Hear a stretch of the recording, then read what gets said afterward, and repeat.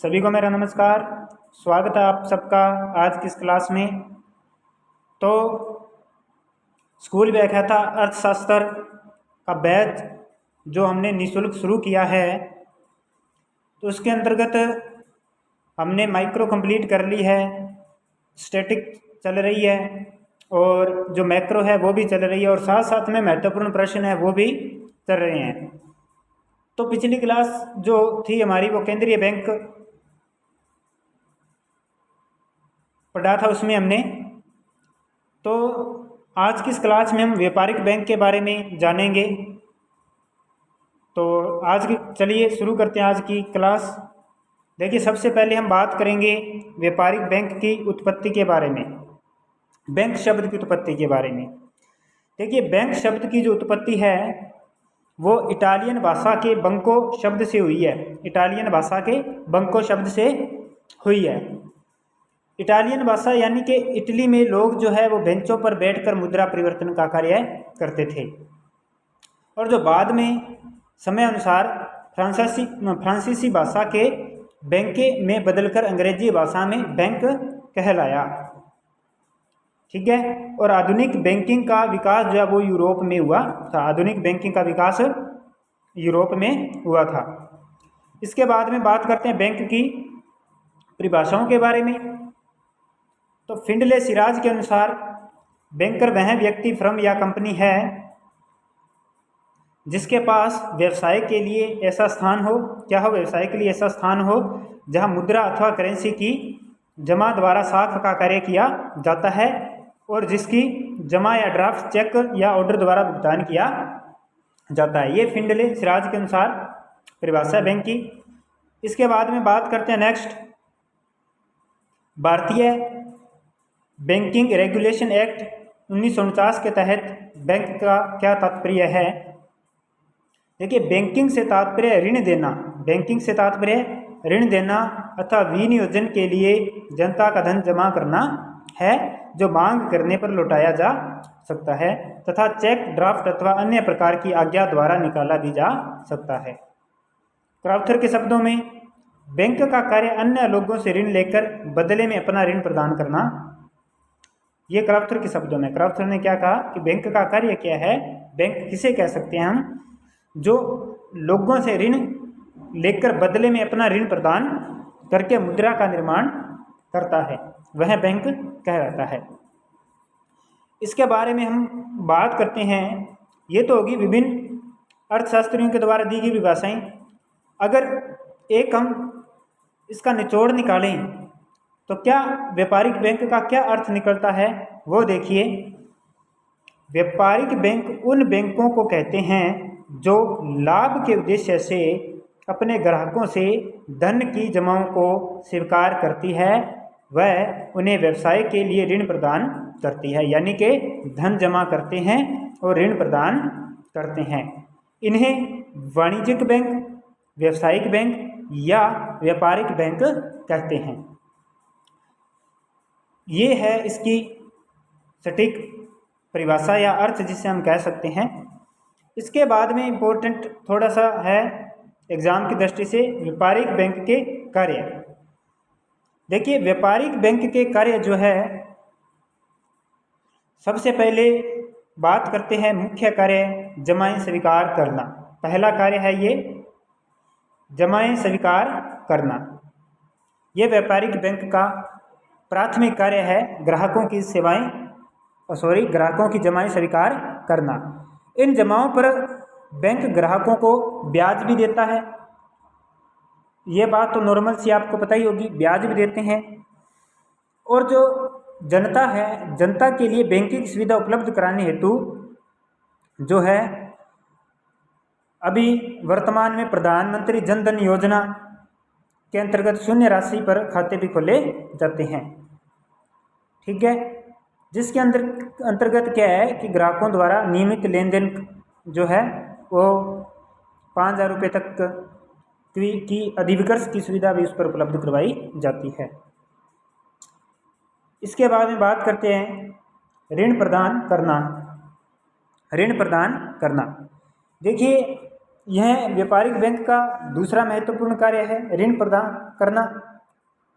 देखिए, व्यापारिक बैंक जो है वो अपने ग्राहकों को मांग पर कुछ निश्चित ब्याज दर पर उधार राशि प्रदान करता है।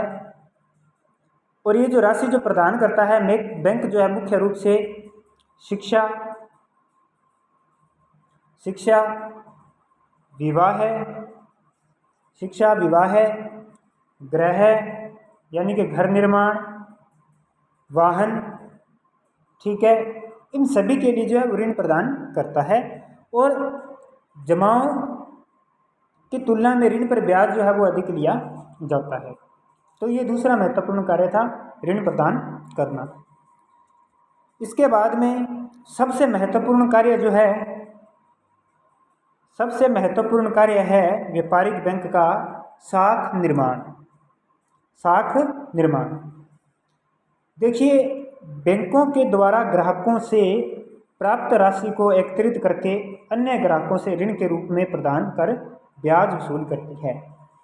यानी कि बैंक क्या करता है, ग्राहक से राशि यानी कि धन एकत्रित करता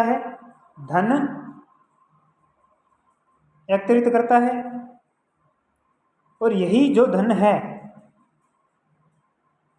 यही धन वापस वो ऋण के रूप में जनता को प्रदान करता है, ग्राहकों को, अन्य ग्राहकों को प्रदान करता है। साथ से यहाँ पर सीधा सा अर्थ है ऋण, यानी कि बैंक जो ऋण उपलब्ध करवाता है। तो बैंक के लिए तो ये जो शब्द है साख काम में लिया जाता है, लेकिन जो ग्राहक है उनके लिए वो शब्द है लोन कहलाता है। ठीक है, तो बैंकों के द्वारा ग्राहकों से प्राप्त राशि को एकत्रित करके अन्य ग्राहकों से ऋण के रूप में प्रदान कर ब्याज वसूल करती है। अगर साख यानी कि ऋण प्रदान करती है तो बदले में जो बैंक है वो ब्याज भी लेगा, जिससे बैंक की साख का क्या होता है, निर्माण होता है, बैंकों को फायदा होता है। प्रत्येक व्यापारिक बैंक का मुख्य उद्देश्य लाभ कमाना होता है। ठीक है, ये ध्यान रखिएगा आप। इसके बाद में बात करते हैं नेक्स्ट कार्य की, एजेंसी सेवाएं। देखिए, एजेंसी सेवाएं बैंकों द्वारा चेक विनिमय, बिल, ड्राफ्ट आदि को स्वीकार करके अपने ग्राहकों को एजेंसी के रूप में वित्तीय सुविधा प्रदान करवाई जाती है। ये एजेंसी सेवाएं सिंपल सी बातें हैं, कोई ज़्यादा मुश्किल नहीं है। इसके बाद में व्यापारिक बैंकों द्वारा जो अन्य सेवाएं प्रदान की जाती है उसके बारे में बात करेंगे। इसके बाद हम बात करते हैं बैंकों द्वारा जो अन्य सेवाएं प्रदान की जाती हैं उनके बारे में। इसमें सबसे पहले आता है इंटरनेट बैंकिंग। देखिए, इंटरनेट बैंकिंग की सुविधा क्या है। इंटरनेट बैंकिंग के लिए जो है बैंक ग्राहक को एक तो लॉगिन आईडी, ठीक है, लॉगिन आईडी और पासवर्ड जो है जारी करता है, जिसे पूर्णतः गोपनीय रखना होता है।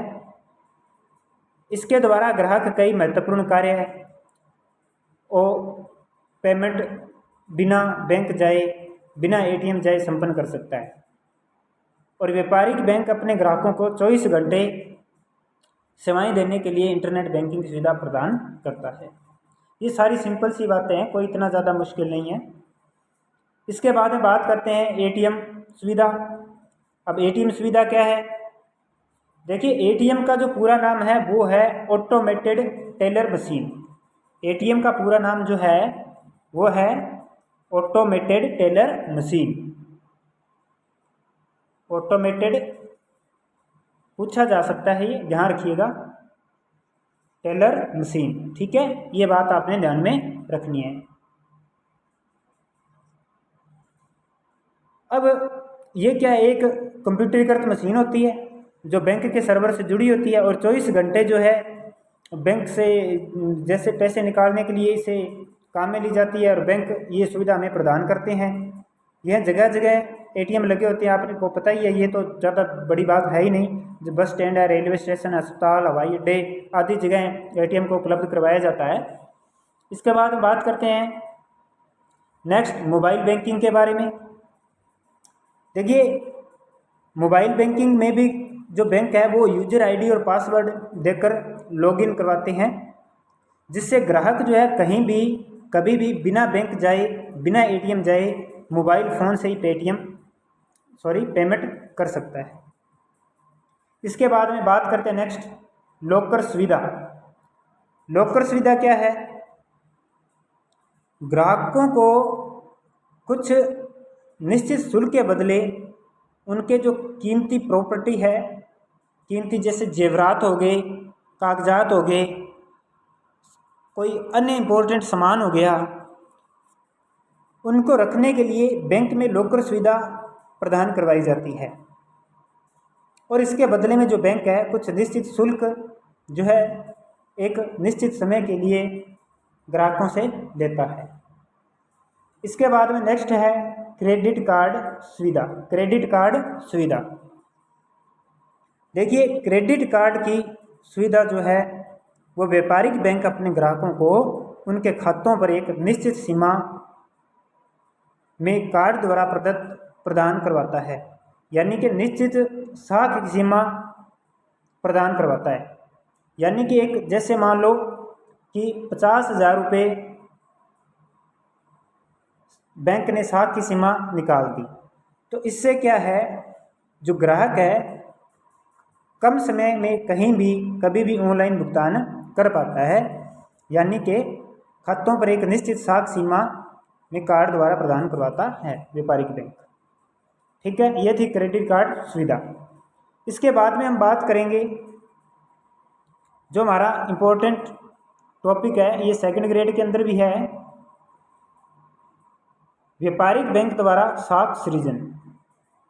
व्यापारिक बैंक द्वारा साख सृजन, यहाँ पर मैं एक बार फिर से ये जो साख सृजन है इसका अर्थ मैं आपको बता देता हूँ। देखिए व्यापारिक बैंक जो है अपने ग्राहकों की छोटी छोटी बचतों को जमा करने का कार्य करता है, और ये कार्य करने के साथ साथ उन जमाओं को एकत्रित करके अपने ग्राहकों को ऋण के रूप में प्रदान करता है। पहले तो जमाओं को स्वीकार करता है, फिर इन जमाओं को एकत्रित करके इकट्ठा करके जो है अन्य ग्राहकों को ऋण के रूप में प्रदान करता है और बदले में ब्याज प्राप्त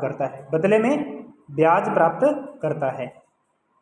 ठीक है, यही जो प्रक्रिया साख निर्माण कहलाता है। ठीक है, इससे जो है बैंकों को काफ़ी ज़्यादा लाभ होता है।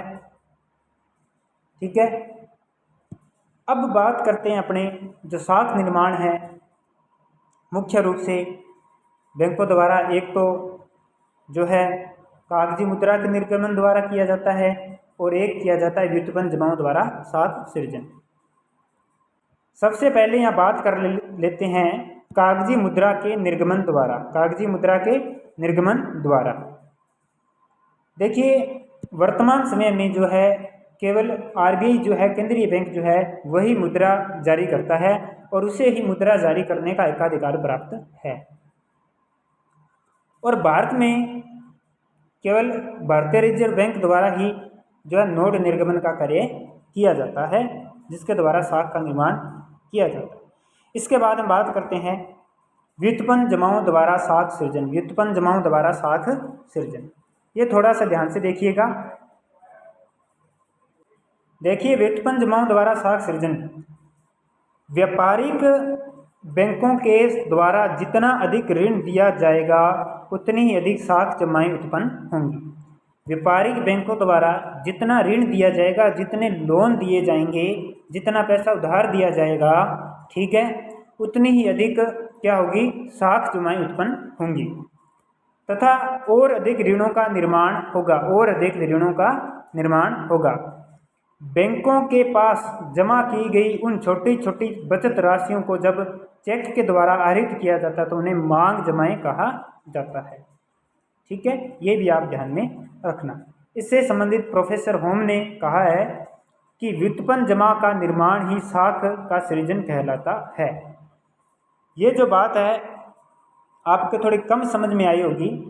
तो इसे और अच्छे से समझने के लिए पहले हम यहाँ पर बात करते हैं कि प्रारंभिक जमाएं और व्युत्पन्न जमाएं कौन सी होती हैं। देखिए, प्रारंभिक जमाएं वे धनराशि जो वास्तविक रूप में मुद्रा के रूप में ग्राहक बैंक में जमा करवाते हैं, यानी कि वास्तविक रूप में जो राशि, जैसे मैं बैंक में गया, मैंने 10,000 रुपये जमा करवा दिए, तो ये 10,000 रुपये क्या कहलाएगी? प्रारंभिक जमा कहलाएगी। इसके बाद में हम बात करते हैं व्युत्पन्न जमा। व्युत्पन्न जमा यानी कि व्युत्पन्न जमाएं वे होती हैं जो बैंकों द्वारा प्रारंभिक जमाओं के माध्यम से प्राप्त राशि से ऋण खाता खोलकर ऋण राशि जमा करता है। यानी कि व्युत्पन्न जमाएं जो प्रारंभिक जमाओं से उत्पन्न की जाती हैं, प्रारंभिक जमाओं से उत्पन्न की जाती है, प्रारंभिक जमाओं के माध्यम से प्राप्त राशि से ऋण खाता खोलकर ऋण राशि जमा करता है बैंक, और ये व्युत्पन्न जमा ही साख जमाएं कहलाती हैं। तो ये थी व्युत्पन्न जमाएं। ये जो सारी प्रक्रिया है, जैसे व्युत्पन्न जमाओं द्वारा साख सृजन है, प्रारंभिक जमाएं क्या है, व्युत्पन्न जमाएं क्या है, ये हम जब साख सृजन की प्रक्रिया को पढ़ेंगे ना, तब आपके सारा क्लियर हो जाएगा। और साख सृजन की प्रक्रिया को हम पढ़ेंगे अगली क्लास में। चैनल को सब्सक्राइब नहीं किया है तो चैनल को सब्सक्राइब कर लीजिए, ज़्यादा से ज़्यादा शेयर कीजिए। अगर आपको कोई डाउट हो तो मुझे कमेंट करके बताइए, और नोट्स इनकी PDF लेने के लिए मुझे टेलीग्राम पर संपर्क कीजिए, जिसका लिंक जो है डिस्क्रिप्शन में आपको मिल जाएगा। मिलते हैं अगली क्लास में। Thank you.